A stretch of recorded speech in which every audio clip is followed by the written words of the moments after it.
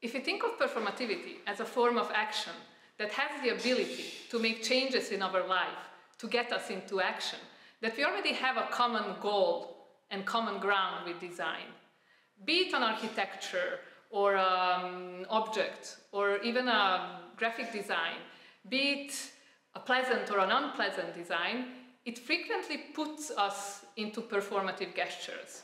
On the other hand, learning how these designs affect our lives, how they put us into action, is a prerequisite for a good design. So I think that performativity in design works in two ways, making us act, but also making us learn how to make other people act. Performativity is about enacting and making the world, and designers are part of making the world. So we designers are making the world and knowing the world, combining artifacts, practices and imaginaries, conceptualizations. I think actually that performativity and design are completely interrelated and they mutually depend on each other. I mean, design and performativity as well, it's an invitation and a provocation of action. It's about behaviors, design shapes behaviors, but we also behave in a performative way. So I think they are very, very interrelated and not separated from each other. And I also have to think of like examples, Bruno Latour, for example, the sociology of the door handle, door stopper, the door stopper, but also the door handle. I mean, these are elements, they seem innocent, but they have massive moral implications. Or I have to also think of a recent book that I read by Sintujan Varadaraja, where they talk about photography and the violence of photography, which originates in colonialism. So it is deeply interconnected, and I feel, yeah, at the end of the day, it's about I'm shaped, and yeah, I can shape back. So I think actually I don't see this big difference.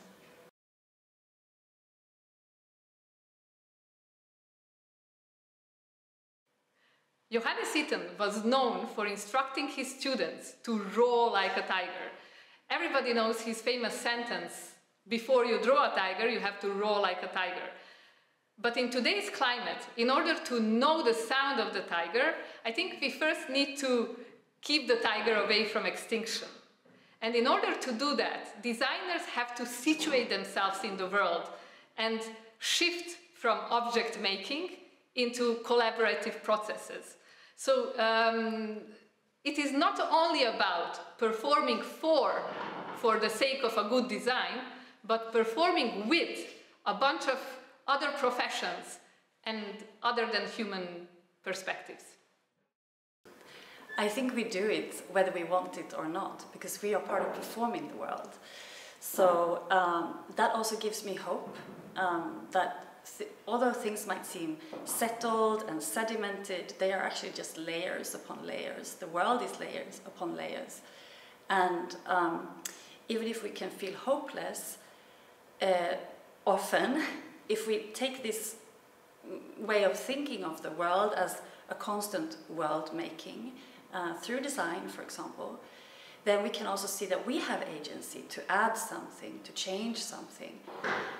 And I think more recently we also need to think about subtracting, not just adding the new and the more, but also thinking of what is becoming unmade through our design and what we intentionally want to unmake and perhaps subtract. So this agency that we all have, we also need to exercise really carefully and respond adequately to what's happening in the world. Because I think that performativity is an essential ingredient of design, which is often forgotten also in design education. Design doesn't exist in a vacuum, it's about social relations, it's about shaping spaces. And I feel we need to consider this relation between body and mind again, which is not something considered that much in design at the moment.